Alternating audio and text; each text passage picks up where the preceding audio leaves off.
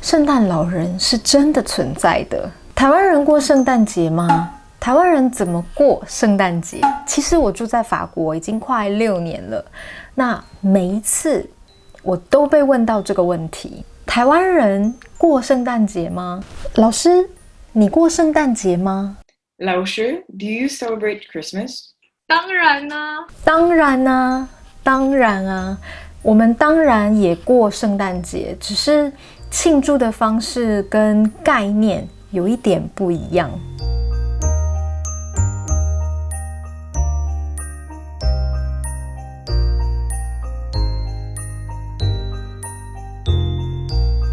大家好，我是林老师 I'm Miss Lin from 台湾。那今天这个影片是2020年的最后一个影片咯。今天我们要来讨论为什么台湾人这么喜欢过圣诞节，那我们怎么过圣诞节？那当然我可以用英文介绍，可是应该用中文介绍对你们比较好吧，对不对？那这是一个很好的听力练习，所以大家记得打开字幕功能哦。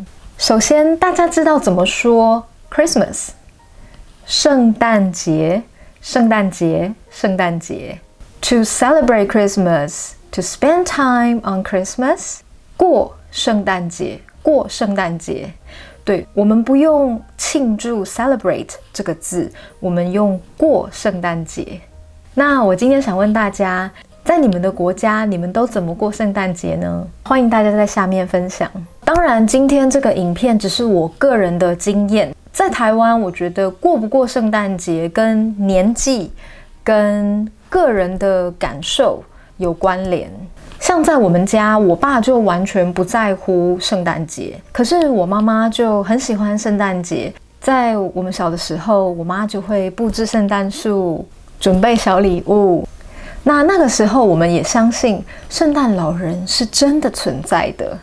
直到有一天，我姐就告诉了我事实。那现在我要来分享在台湾的圣诞节有哪些特点。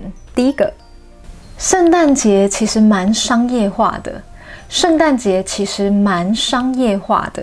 在大概11月底的时候，台湾的店家就会推出很多的优惠活动、打折活动，然后店里面就会布置得很漂亮，很有圣诞节的气氛。所以基本上12月就是一直花钱的月份，加上年底吧，所以就会想对自己好一点。再来第二个就是玩交换礼物。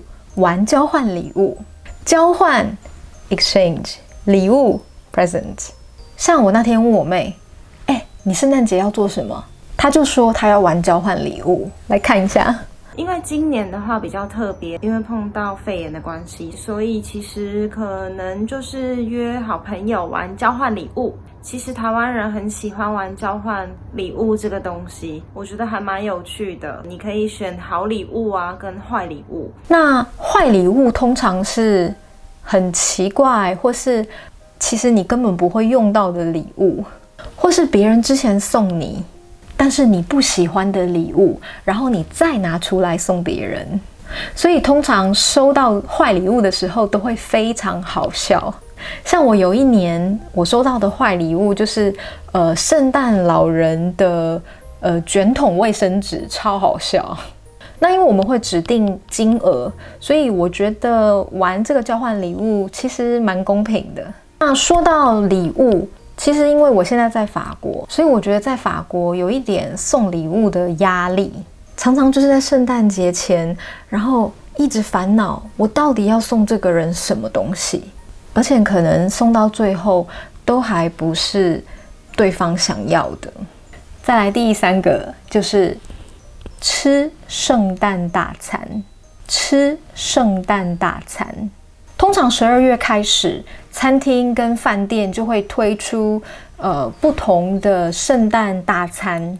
那像餐厅、饭店就会装饰得很漂亮，有一棵很美很大的圣诞树，所以让客人就觉得哇，很有圣诞气氛。所以我们就会想去一些很棒的餐厅、饭店，在圣诞节的那个礼拜，跟朋友啊、跟家人啊去吃圣诞大餐。特别是情侣或是夫妻，特别喜欢在这个时候去很棒的餐厅或饭店享受圣诞大餐，因为很浪漫。可是吃的东西可能，如果你们是住在欧洲或者是住在美国，就觉得很普通，因为吃的东西可能就是牛排啊，喝红酒啊这样子。所以你们可能会觉得很普通，但是对我们来说很特别，很浪漫。再来第4个，参加圣诞晚会。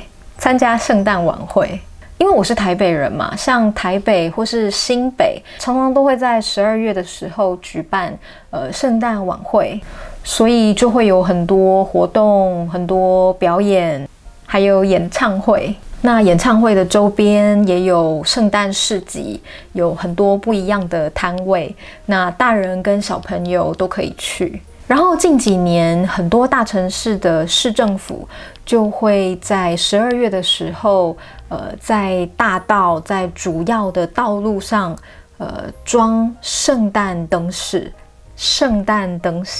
所以街道就变得非常的漂亮。